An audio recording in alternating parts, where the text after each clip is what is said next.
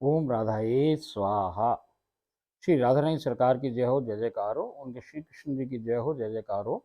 उनके नित्य नित्य सकल अष्ट मंडल की जय हो, अष्ट सखी मंडल की जय हो, जय जयकार हो।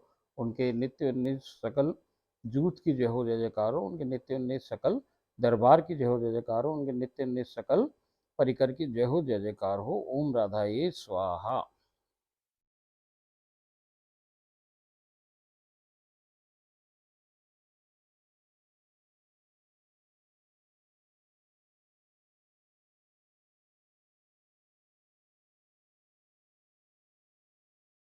ओम राधाए स्वाहा।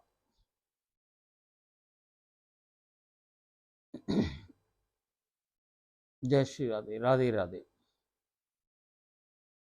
आनंद आ रहा है सरकार? आ रहा है कि नहीं आ रहा है? अब आप हाँ भी कह रहे हो तो मुझे मालूम ना सरकार,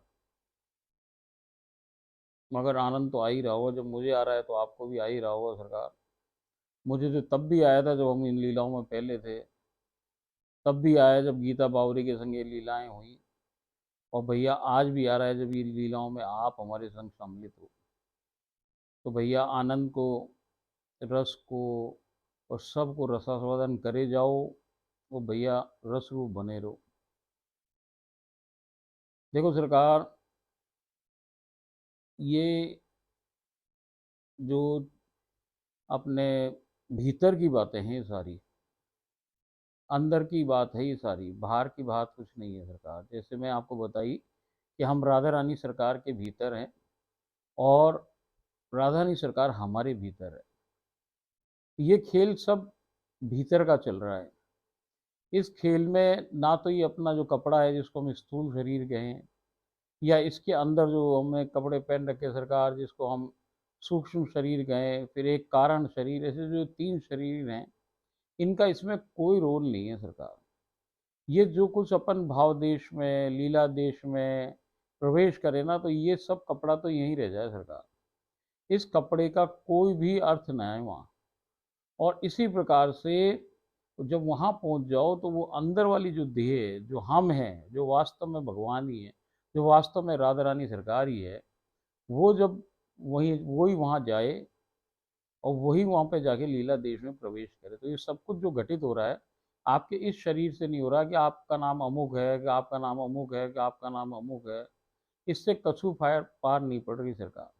पार तो जब पड़ेगी कि जब ये आपके अंदर वाला जो आप पहचान जाओगे आप कौन हो, और उस शरीर से जब अपन इस लीलाओं को देखेंगे सरकार, सुनेंगे, इसमें सम्मिलित होंगे, तब जा कर के आपको भी सब कुछ दिखेगा। हमारे एक कुछ लोग हैं जिनके प्रश्न आया करें सरकार, तो वो एक प्रश्न करे कि भाई हम लीला देखते हैं, आप कहते हो कान बंद, आप अपनी आंखें बंद कर लो, कान बंद कर लो, और भैया हम को दर्शन हो जाएंगे, हम उस लीला में सम्मिलित हो जाएंगे, मगर हमें तो अंधकार के अलावा कुछ नजर आए ना। तो देखो सरकार, क्यों ना आए, उसका रीजन है। उसका रीजन क्या है? पहला रीजन तो यह है कि अभी तक हम हमारे इस शरीर को मार ही नहीं पा रहे हैं। जब तक इसमें से ये मैं और अहंकार जो है ना, ये अहंकार ही मैं है, यही पुरुषत्व है, जब तक इसका त्याग नहीं हो, हम इसी देह के इस कपड़े के पीछे ही पड़े रहेंगे। तब तक की ये समस्याएं हैं सारी। जब आप इसको कपड़े से, और आप सोचो कि आपकी बुद्धि से, आपके मन से, आपके इन चमड़न की आंखन से ये देख पाओगे, कछु नहीं देख पाओगे सरकार। अंधकार के अलावा कुछ नहीं मिलेगा। वो अंधकार किसका है? माया का है। ये जो माया जनित अंधकार है, ये भैया गुरु की कृपा से आपके दीपक जल जाए सरकार। और ये दीपक जल जाए तो खुद खोजो ना, अंदर अंदर वाले हम कौन है ये जानो। हम राधा हैं, बस ये मान लो कि भाई हम राधा हैं। और रात जैसे मैं आपको कल बताई कि भाई ओम राधाए स्वाहा का अर्थ ही यहाँ पे ये है कि भाई अब हमारा जो कुछ भी है, ये तन मन धन अहंकार बुद्धि चित्त, जो कुछ भी है वो सब तेरे को अर्पण हो गया। अर्पण हो गया मतलब अब हम, हमारा एग्जिस्टेंस खत्म हो गया, हम है ही नहीं। अब कौन है? वो अंदर वाली शरीर तो भैया आप मानो या ना मानो वो भगवान ही है, अंश अंश है भगवान का, वो अंशी का अंश है भैया। तो वो बूंद है जरूर, मगर वो तो समुद्र की बूंद तो है, मगर बूंद तो है, वही भगवान है, वही राधा रानी सरकार है सरकार। तो भैया जैसे मैं कही कि राधा रानी सरकार की लीलाएं कौन देख सके? राधा रानी सरकार ही तो देख सके। तो पहले अपने आप को राधा रानी तो बनाओ। अब आप में तो क्या है कि या तो आप बिल्कुल भाई अपने जो रिश्ते नाते जो ड्रामा हो रहा है इसमें फंसे पड़े हो कि भाई ये ड्रामा ही सच है, हम हमारी रिस्पॉन्सिबिलिटीज है, हमारा ये है और हमारा वो और हमारी पत्नी हमारा फलाना, सारा झगड़ा हमारे का है, मेरा और हमारे के झगड़े में फंसे हुए हैं। तो भैया फिर कैसे आपको कछु दर्शन होंगे। लोग यहाँ तक भी पीछे हैं कि भाई अब हमको ये ज्ञान दिया जा रहा है कि भाई धाम ही है, धाम में जाओ, धाम में ये करो, फलाने जगह जाओ। अरे भाई आप कहाँ जाओगे यार, आपको कहीं नहीं जाना है यार। आपको भीतर भीतर आपका जो अंतर मन है इसमें बरसाना पैदा करो, इसमें वृंदावन पैदा करो। ये आचार्य और जो जिन लोगों ने बातें बताई भैया संत महात्माओं ने अलग अलग संप्रदायों में, वो बताया क्या कि भाई धाम आओ। तो धाम आओ का अर्थ ये नहीं है कि वो जगह का जो स्थल जो भूमि का संसार में धाम बना है उसकी बात कर रहे हैं वो, ना भैया, ये तो संतन की बातन में बात, जैसे अम्बुद के पात में पात, ऐसी बात है सरकार। वो उन्होंने लिखा किस भाव से, वो आपको बतलाना क्या चाहते हैं, और आप समझ क्या रहे हो, ये आपकी ना समझी है सरकार, दूसरे की ना है। अब वृंदावन में आप जाके कर क्या रहो, वृंदावन चले जाओ, व्रत चले जाओ, कहीं चले जाओ, और हम हमारे इसी शरीर को लेके जा रहे हैं, इसी के राग द्वेष में फंसे हुए हैं। तो भैया वृंदावन में आप एक जन्म नहीं 1000 जन्म लगा लो, कछु ना हो रहा। होगा कब, जब ये अंदर की बात हो। भाई चाहे आप कुछ भी कर लो, आप गिरिराज जी की परिक्रमा लगा लो, वृंदावन जी की परिक्रमा लगा लो, आप बरसाने की परिक्रमा लगा लो, आप भैया रजरानी को लपेट लो, आप यमुना रजरानी से कुछ भी कर लो सरकार, वहां पे से जाके या राधा राधा जप लो, कुछ कर लो, जो कछु करना है उसको सब साधन कर लो। मगर उन साधन का अंतिम फल क्या है, उन साधनों का केवल और केवल अंतिम फल है कि आपको कृष्ण की प्राप्ति हो जाएगी। ये जो कृष्ण है, ये कृष्ण की प्राप्ति होना, यही इन सब चीजों का लास्ट परिणति है। और कृष्ण के आगे की यात्रा तो भैया कृष्ण ही कराता है, और वो भी तब कराता है कि जब राधा आपका चयन कर ले, और राधा उस जीव का चयन कर ले सरकार कि जो अंदर से राधा बन जाए, अपने छाया शरीर से भी राधा बने, ये जो तीनों शरीर है इनसे भी राधा बन जाए, और भैया वो अंदर वाला जो उसका आत्म स्वरूप है वो भी जब राधा रूप में हो जाए, तब भैया वो आप पे कृपा कर दे। उसका चुंबक काम ही तब जब करता है कि जब भैया अंदर वाला शरीर और बाहर वाला शरीर ये सब राधा में हो जाए। तो भैया इसलिए राधा बनो और प्रपंच में ना पड़ो सरकार। ये संसार तो केवल यही छूट जाना है, ये शरीर भी यही छूट जाना है, ये साधन सकले सब सब कुछ यही छूट जाना है सरकार। जाना क्या है, वो अंदर वाला जो भगवान है, जो राधा है, वही जाएगी ऊपर। वही मरे बाद जाएगी। तो मरे बाद तो किसने देगी सरकार, जिंदा जी भेज लो। मान लो मेरी बात, इसमें कछु पता नहीं क्या लोग कोई समझे या ना समझे, मैं क्षमा प्रार्थी हूँ उनसे भाई साहब, मगर ये राधा रानी के आदेश है, ऐसा ही हुए, ऐसा ही सत्य है। अब सत्य क्यों कोई छुपा रहा है, वो उसकी मर्जी भाई, कि वो क्यों छुपाता है, क्यों नहीं बताता है। वो जानकार भी नहीं बताते हैं भाई साहब, और जो अनजाने हैं वो तो आपको क्या बताएंगे। तो ये सारी कहानियां हैं सरकार, इन उलझनों मत उलझो। ना तो धाम जाने से आपके शरीर से राग द्वेष के संग, संसार के संग आप जाओगे तो एक संसार से छोड़ के दूसरे संसार में चले जाओगे, कुछ नहीं बहेगा। अध्यात्म की गाड़ी वहीं के वहीं खड़ी रहेगी, एक एक इंच भी आगे नहीं बढ़ेगी।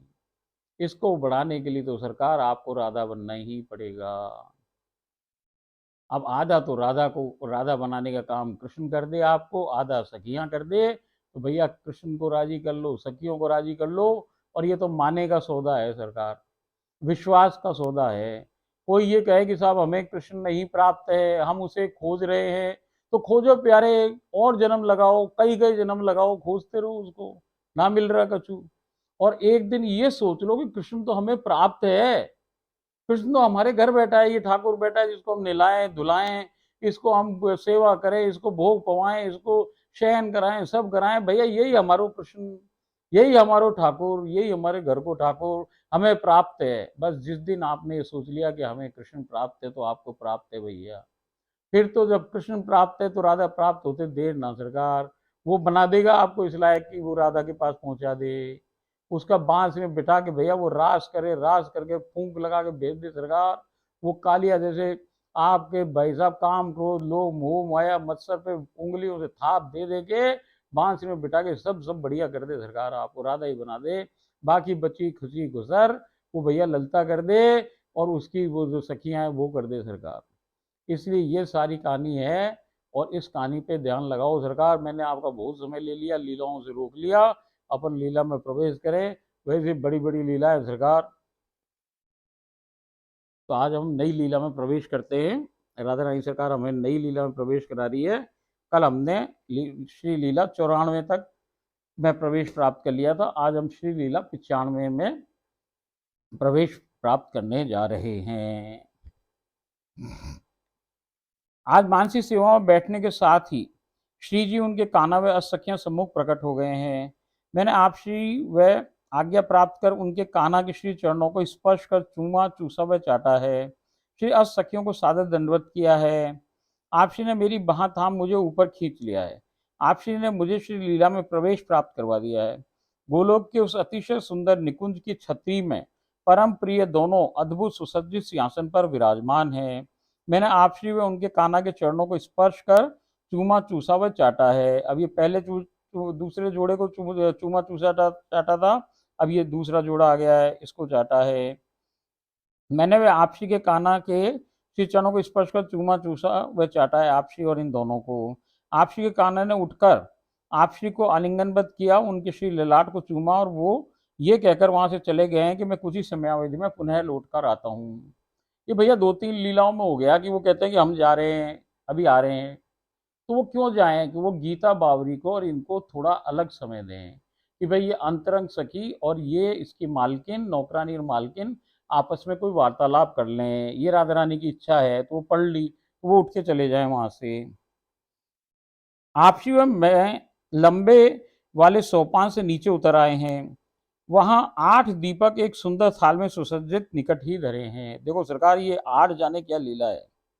वो कह रही है आप शिव में लंबे वाले सोपान से नीचे उतर आए, वहां 8 दीपक एक सुंदर थाल में सुसज्जित निकट ही धरे हैं। आपसी ने उन दीपकों को जोड़ा है, प्रज्वलित कर लिया है। उसे उस थाल को उठाने का मुझे उस थाल को उठाने का आदेश दिया है। मैंने थाल अपने हाथों में ले लिया है। अब वो जलता हुआ जो दीपक है 8, उनका थाल जो है वो उसने अपने एक हाथ में ले लिया है। अचानक हम उस कंदरा गुफा के द्वार के सम्मुख ठाड़े भये हैं। अब कोई गुफा है, अब ये वो ही है कि कोई दूसरी है। वहां तो हजारों गुफाएं भैया, अभी कौन सी गुफा है ये पता नहीं, मगर कोई गुफा के सामने खड़े हो गए हैं। आप श्री ने मेरा एक हाथ थाम गुफा का द्वार खोल अंदर प्रवेश प्राप्त किया है। मैंने दूसरे हाथ में थाल सुरक्षित रख आपसी का अनुसरण कर गुफा में प्रवेश प्राप्त कर लिया है। कंदरा संपूर्ण अंधकार से परिपूर्ण है, गुफा वो पूरी अंधेरे से परिपूर्ण है। कुछ भी निरख पाना संभव नहीं हो रहा है, दीपक के बाद भी कुछ नहीं दिख रहा है। गुफा का मार्ग कभी समतल, कभी कुछ सीढ़ियां ऊपर चढ़, कभी कुछ सीढ़ियां नीचे उतरकर हम पार कर रहे हैं। ये देखो सरकार, लगे तो सब एक सी कि भाई ये उसमें भी ऐसी थी, पहले वाली में भी, इसमें भी ऐसी है, तो हो सके ये वही हो। मगर भैया वहाँ एक ना अनेक हैं। मगर अब ये लिखने वाला लिखे कैसे? इसके पास तो यही शब्द है, वो कहे कि भाई कभी नीचे जा रहे हैं, कभी ऊपर जा रहे हैं, मगर वो पहले वाली में कोई और प्रकार, कहाँ कोई दूसरी जगह से नीचे जा रहे थे, यहाँ कोई दूसरी जगह से नीचे जा रहे हैं। कभी जो चढ़ाई है वो कोई दूसरी जगह है, वो गुफा दूसरी दूसरी हो जाए सरकार।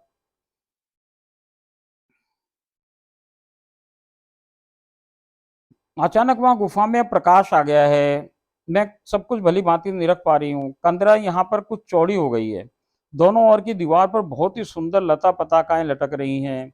दीवार पर अतिशय सुंदर व चित्ताकर्षक हीरे जवाहरात की अनोखे रंगों की अमूल्य व परम चमकदार चमकदार शिलाएं अवस्थित हैं। और वो कह रही जो रफ हो ना, रफ जैसे वो जो हीरे जवाहरात की रफ हो है, रफी कहे उसको, तो मेरे को हिंदी भी ना जाने उसकी क्या हो, खरड़ खरड़। तो वो जो खरड़ खरड़ हो ना, जो रफ हो, जो घिसी ना हो, अभी तक हीरे और जवाहरात बनाए ना हो, ऐसे उसको दीवारें उन सारी मणि माणिक और हीरे जवाहरातों की सबकी दिख रही है, रत्नों की बड़ी बड़ी वहां पे वो चट्टाने हैं, और वो चट्टानों में से वो जो क्रिस्टल आकार के हो ना, जैसे जैसे निकलते हुए से कोने कोने जैसे, वैसे उसमें से वो हीरे जवाहरात दिख रहे हैं उसको।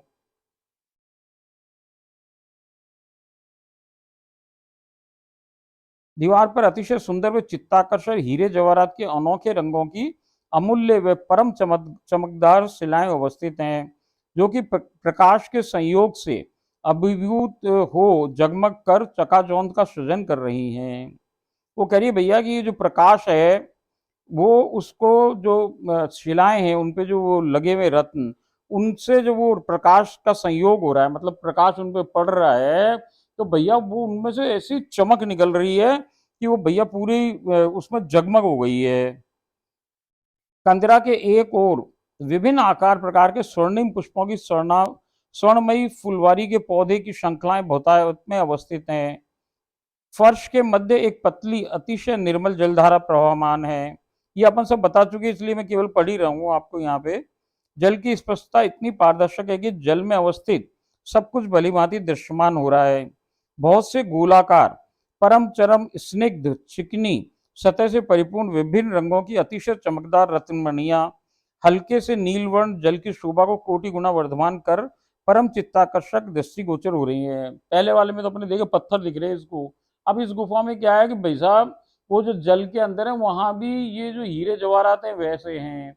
अब वो मगर नुकीले न आए, वो गोल गोल बने हुए हैं और उनकी जो सतह है बहुत ही मुलायम वैसी हो रही है, एकदम चिकनी, बिल्कुल स्निग्ध है और वो चिकनी अवस्था को प्राप्त हैं। तो जब ये चले ना और वो ऐसे हैं कि जैसे मैं आपको बताया कि वो पत्थर भी डल्लप जैसे हो जाए तो ऐसे ये भी मुलायम हो जाएं, तो भैया वो रत्न भी वैसे ही है वहाँ। मगर यहाँ रत्नों से क्या फर्क पड़ा कि वहां तो वो पत्थर ही थे कि सफेद थे कि कोई दूसरे रंग के थे, मगर यहाँ तो भैया रंग बिरंगे वो रत्न हैं। तो और भी उस जल की जो जलधारा है उसकी शोभा और बढ़ गई है।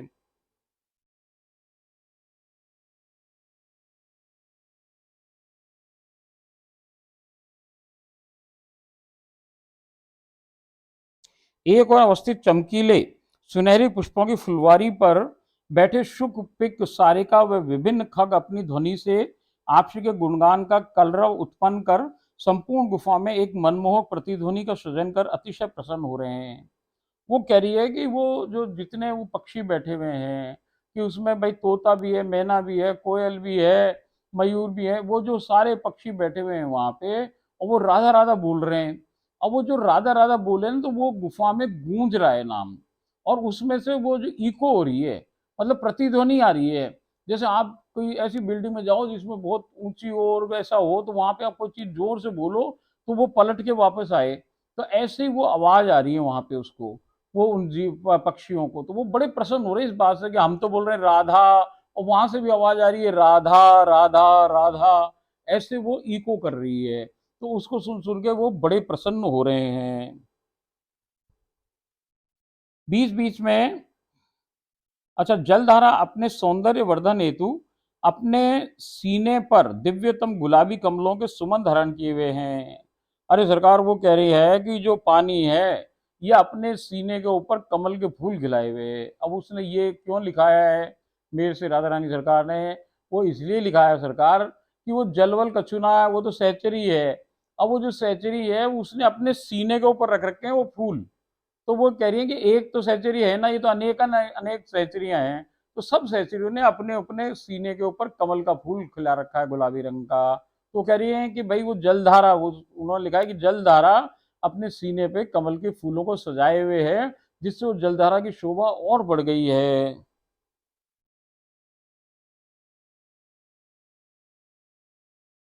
बीच बीच में बतखें व हंस अपनी झकाझक धवलता का प्रदर्शन कर इठलाते हुए जल क्रीड़ाओं में व्यस्त हैं। अपनी अद्भुत तैराकी की अनुपम शैलियों से आपसी का चित्त हरण करने का भरसक प्रयास करने में पूर्ण रूपेण संलग्न है।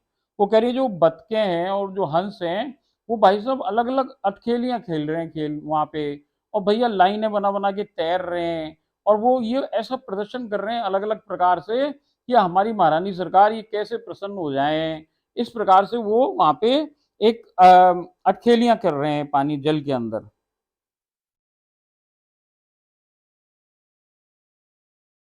आपसी ने एक अतिशय सुंदर बतख को अपने श्री अंक गोद का आश्रय प्रदान कर कृतकृत कर दिया है। उसे उत्तमोत्तम प्रेम रस प्रदान करने के पश्चात पुनः आपसी ने उसे जल में छोड़ दिया है। अरे भैया उनमें जो सबसे सुंदर कोई वो थी सहचरी, उसको उन्होंने अपनी गोद, जो बतख बनी हुई है बहुत सुंदर बतख बनी हुई है, उसको गोद में उठा लिया है और अपने गोद में ले लिया है और गोद में लगा के उसको उसको चुम्बन कर रही हैं, प्यार कर रही हैं, और उसके सर पे हाथ फेर रही हैं और ये कर रही हैं, और बहुत प्रेम का प्रदर्शन करके उसको फिर उन्होंने जल में छोड़ दिया है। अब कौन सी सेंचुरी कौन है, क्या पता वहां कौन कौन है भाई साहब। इसलिए मैं कहूँ ब्रज में, यहाँ में भाई साहब हर जगह कौन किस रूप में कौन है भैया कोई पता ना। इसलिए बड़ी सावधानी से काम करो।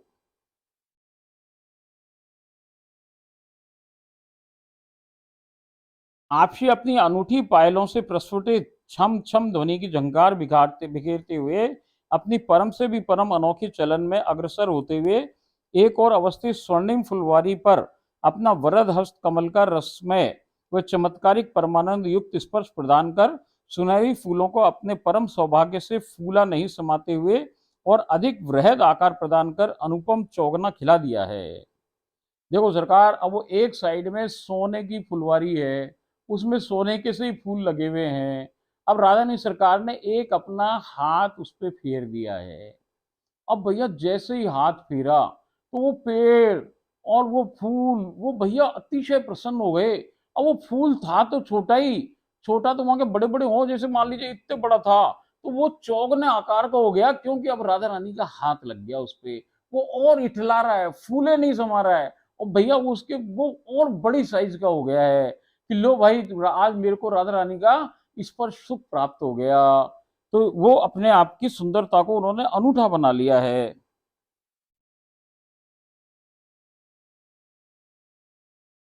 कुछ और अग्रसर होने पर पुनः अंधकार ने संपूर्ण कंदरा को अपने आगोश में ले लिया है, फिर वापस अंधेरा हो गया। हम कुछ समयावधि तक अग्रसर होने के पश्चात कंदरा के अंत तक पहुंच पुनः प्रकाश को प्राप्त हो गुफा के बाहर निकल आए हैं। अब हम एक भव्यता व सुंदरता की सीमा वाले परम चमकदार स्वर्णिम चकाचौंध को उत्सर्जित करते अनोखे महल के सम्मुख खड़े भये हैं। अब फिर महल आ गया है, अब ये वही वाला है कि कोई दूसरा है, ये भी भाई वही जाने राधा रानी सरकार। अब ये न गीता जान सके न मैं जान सकूं, क्योंकि वहां कौन सा महल कौन सा कछु ना पता सरकार, एक ना है अनेक हैं। तो अब वो वैसा ही महल बना हुआ है कि भाई है तो सीढ़ियां उसमें भी ऐसे तीन, और फिर ये जा रहे हैं कि वहां दरवाजा, और उसकी जो चकाचौंध निकल रही है भाई साहब, उसमें से प्रकाश की आभा प्रभा उससे आंखें चौंधिया रही हैं।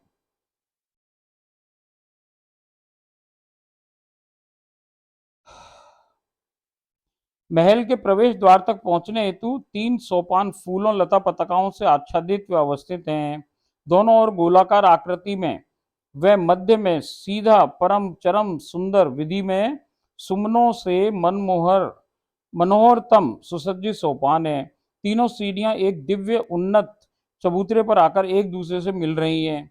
चबूतरे के मध्य एक बहुत ही वृहद चंदन जैसी किसी खुशबूदार लकड़ी की परम सुरभित काष्ठ से निर्मित हाथी दांत जैसी कोई चीजों से वह बहुमूल्य रत्न जड़ित अतुलनीय नक्काशी युक्त द्वार अवस्थित है। और वो कह रही है कोई दरवाजा बना हुआ जो है, वो दरवाजा कोई ऐसे चंदन जैसी कोई चीज की लकड़ी है, वो उसको समझ ना आ रही कि चंदन ही है कि कोई और है। अब चंदन तो यही हो संसार में भैया, वहां को चंदन ऐसे थोड़ी, वहां को चंदन भी ऐसे कि भाई साहब पूरा पूरा किलोमीटरों के हिसाब से महक जाए चीज, ऐसा है। तो वो कह रही है कि उस तरह की सुरभि आ रही है उस दरवाजे में से, और वो उसकी जो नक्काशी है वो इतनी सुंदर हो रखी है उस पे कि कोई सफेद सफेद चीज है जिसको हाथी दांत की हमारे यहाँ होए, ऐसे कोई अजीब कोई मणियों की वहां पे वो है। और भैया अलग सोने चांदी के बाद, और उसके अंदर वो हीरे जवाहरात जड़े हुए आभूषण, वो उसका सौंदर्यकरण किया गया भाई साहब, अद्भुत दरवाजा है वो।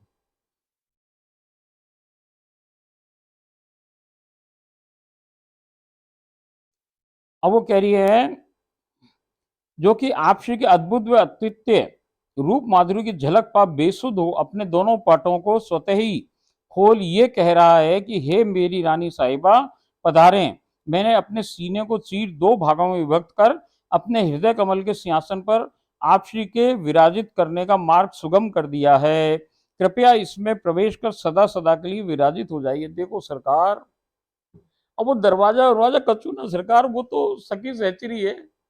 अब वो कह क्या रही है इसको सुनो सरकार, वो जिसको पढ़ रही है गीता रानी, गीता पढ़ के क्या कह रही है कि वो ऐसे लग रहा है दरवाजा कि भैया उसके 2 पट हो ना, तो वो अपने आप ही खुल गए उनके आने से। और वो खुल के वो ये कह रहे हैं दरवाजे कि भैया देखो मैंने मेरे सीने को चीर दिया है, मैंने मेरे सीने को दो भागों में बांट दिया, ये दरवाजे खोल दिए मेरे सीने के, और इसके अंदर जो मेरे वो हृदय कमल को सिंहासन है, इस पे तू बैठ जा महारानी ठकरानी साहब, आप इस पे विराज जाओ, सदा सदैव के लिए विराज जाओ, यहीं बनी रहो सदैव।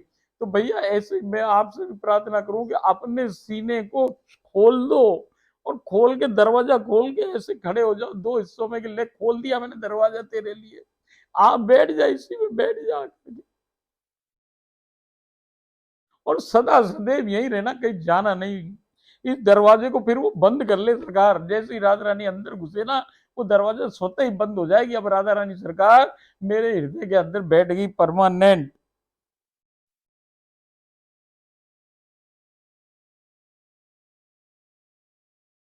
आप श्री व मैंने द्वार में प्रवेश किया है, तो अब प्रवेश द्वार के उन्नत स्थल चबूतरे के दूसरी ओर बिल्कुल प्रवेश द्वार पर अवस्थित 3 सोपान, 2 गोलाकार व मध्य में एक सीढ़ी जैसे ही पुनः फूलों से पूर्ण रूप से सुसज्जित 3 सोपान नीचे जाने हेतु भी है। जैसे चढ़ने के 3 है, ऐसे वहां नीचे महल में उतरने की भी 3 है सीढ़ियां।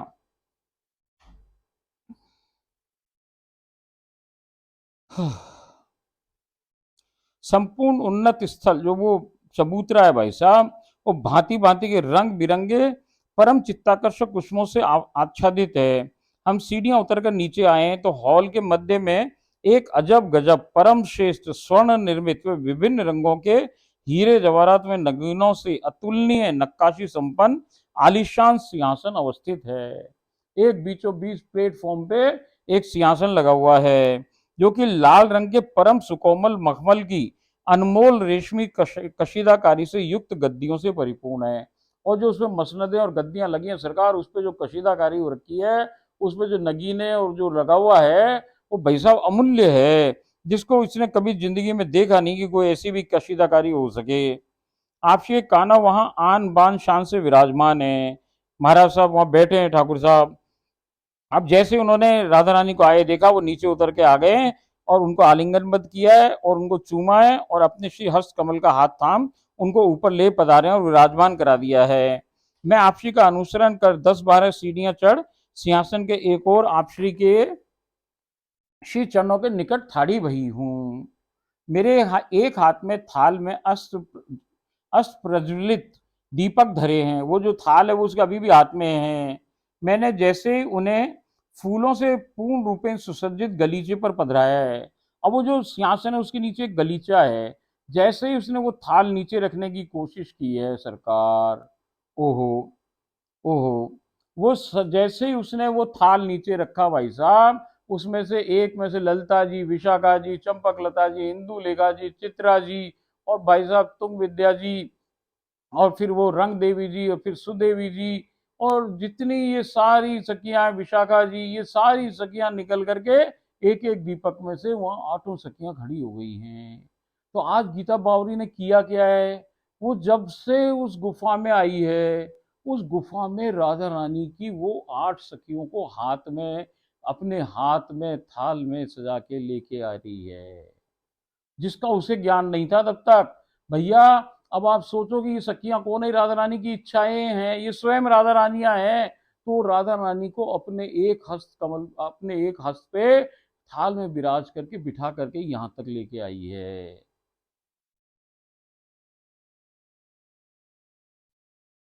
मेरे देखते देखते संपूर्ण हॉल, अच्छा वो कह रही है कि अचानक चमत्कारिक रीति से प्रत्येक दीपक में से एक एक ललतादिक सखियां प्रकट हो गई हैं। मेरे देखते देखते संपूर्ण हॉल किंकरी मंजरी सखी सहचरी गण व अन्यान्य निज परिकर के बहुत बड़े समुदाय से पूर्ण रूपेण भर गया है। वो कह रही जब हम आए जब तो खाली था, मगर अचानक कहाँ से प्रकट हो गए, इतने इतने सारे लोग हो गए उस हॉल के अंदर, और वो सिंहासन के नीचे खड़े हुए हैं सरकार। सारे परिकर जुड़ गए हैं, वहाँ किंकरी भी है, मंजरी भी है, सहचरी है, जो कछु हो सके वो सब परिकर वहां पे हैं। तब आपसी उनके काना व मैं सिंहासन के निकट सामने वाले चबूतरे पर वे सब परिकर गण युगल को मध्य में रख नीचे हॉल में रास नृत्य में तल्लीन हो गए हैं। सभी गोल गोल घूमकर रास नृत्य संपादित कर रहे हैं।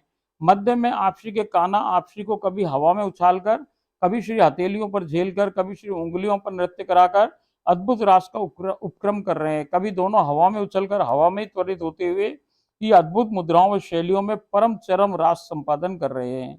तत्पश्चात रास में विश्राम के उपरांत अब ये क्या हुआ सरकार की, वो जो युगल है वो बाहर आ गया है, सिंहासन से खड़ा होकर आगे सामने जो रास मंडल बना है उस पर आ गया है, ऊपर ही प्लेटफॉर्म के ऊपर ही, और जो सारे परिकर वो नीचे हैं, और बांसुरी अपने आप ही बजने लग गई है, और वो भाई साहब वहां सब रास चालू हो गया है नीचे, और ये अनुपम युगल भी रास कर रहा है।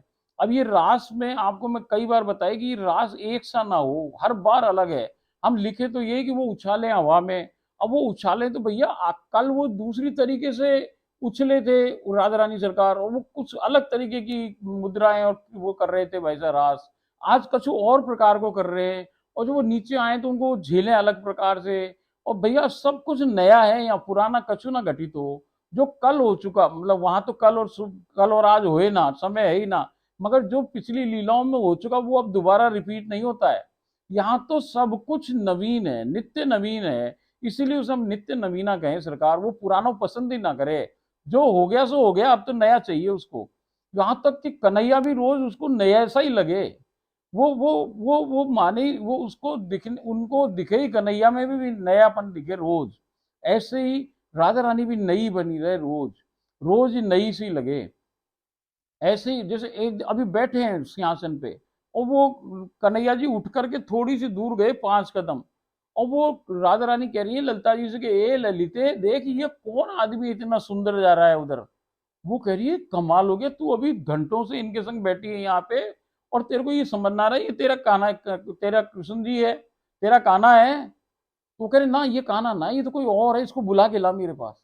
क्यों? क्योंकि अब उसको नवीन हो गए, जो उनके संग थे वो अब बदल करके दूसरे हो गए हैं। ऐसे ही वहां भाई साहब सब कुछ नया है, वो रास वो हम लिखे वही, मगर भाई साहब गुफा भी वही लिखे हैं, वो महल भी वही लिखे हैं, मगर ये सब कुछ नवीन है। जो कछु घटित हो चुका वो दोबारा घटित ना हो रहा, वहां वहां बिल्कुल नएपन में हो। अब वो करिए तत्पश्चात राष्ट्र के विश्राम के उपरांत में पाकशाला में जाकर जय जय से मिली हूँ। मैंने जय जय के श्री चरणों को स्पर्श किया है, जय जय ने मुझे गले लगा, बहुत प्रेम किया है। वहां वाले जो जय जय गोलोक वाले मुझे नारंगी के रस के गिलास दिए हैं। मैंने आपसी उनके कान्हा व सखियों को रसपान करवाया है। अब आपसी के कान्हा ने बांसुरी पर अनोखी मन भवन सुमधुर तान छेड़ दी है। तब नीचे अवस्थित परिकर अनायास ही पुनः रास नृत्य में तल्लीन हो गए हैं। बीच में सिंहासन पर आपसी के कान्हा बांसुरी वादन में मदमस्त हैं। श्री राधा रानी सरकार सुमधुर स्वर लहरियों में मदहोश हो रही हैं। कुछ समयावधि बाद बांसुरी वादन में विराम आ गया है। इसी के साथ सभी परिकर अचानक फिर लुप्त हो गए हैं। मैंने भोग की थालियां परोसी हैं, इप्सित भोग पवाया है, और एक कमल उन्होंने मेरे को भी पवाया है।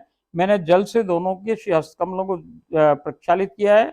सबका उच्चास्त्र एकत्र कर जय जय गुरु माता व मेरे जन्म के परिवार के सदस्यों को पवा, स्वयं भी पाया है। सखियां लुप्त हो गई हैं, आप श्री उनके कान्हा वहीं सिंहासन पर विराजमान है। मुझे जाने का संकेत हो गया है, मैं वहीं से श्री चरणों को स्पर्श कर पुनः वापस आ गई हूँ। ओम राधा ए स्वाहा। देखो सरकार, इस प्रकार से ये लीला आज घटित हुई है। अब अगली लीला में अपन कल मिलेंगे, तब तक के लिए आप फिर इस लीला में और बाकी की सारी लीलाओं में रचो पचो, घुसो, और सुनो और सुनो और सुनो। ओम राधा ए स्वाहा।